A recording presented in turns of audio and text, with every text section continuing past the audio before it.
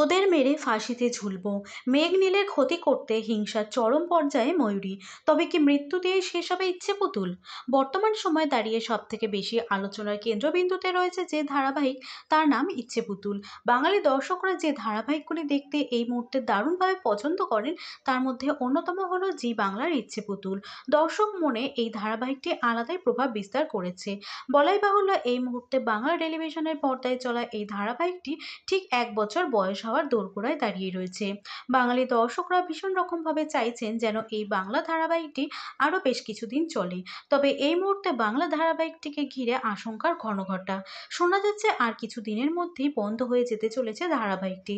তবে মিলন না মৃত্যু, কি দেখিয়ে বন্ধ হবে এই ধারাবাহিক? এই ধারাবাহিকের গল্পে এক বোনের তার নিজের মায়ের পেটের বোনের প্রতি তীব্র হিংসা, বিদ্বেষ, শত্রুতা ফুটে উঠেছে।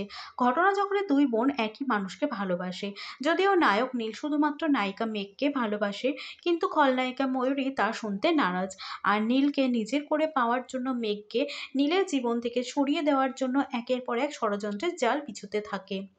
এই মুহূর্তে ধারাবাহিকের গল্প অনুযায়ী আলাদা হয়ে গেছে মেঘ এবং নীল, কিন্তু তাদের একে অপরের প্রতি ভালোবাসা, আকর্ষণ বিন্দুমাত্র কমেনি।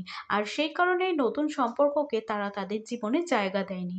যদিও তাদের পরিবার আবারও তাদের এক করার জন্য সমস্ত রকম পরিকল্পনা করে চলছে। মেঘ নীল আবারও এক হবে এই আশঙ্কায় ভুগছে ময়ূরী। আর তাই নানা রকম প্রশ্ন করে সে মেঘের কাছ থেকে কথা বার করার চেষ্টা করে।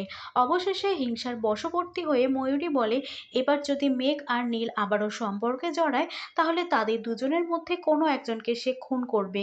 তারপর যদি তার ফাঁসিও হয়, তাহলে কুছ পরোয়া নেই। তবে কি শেষে বেদনায় ভরা এপিসোড দিয়েই শেষ হয়ে যাবে এই ধারাবাহিকের গল্প? এর উত্তর আপনারা পাবেন ধারাবাহিকের